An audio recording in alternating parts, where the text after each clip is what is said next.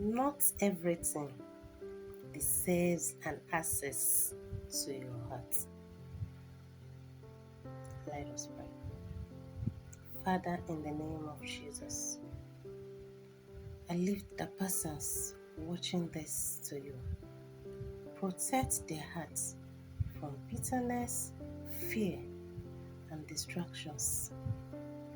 Give them wisdom to guard what enters their mind. Let peace rule their hearts today and always.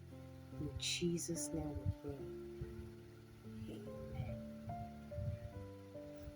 Above all else, guard your hearts. For everything you do flows from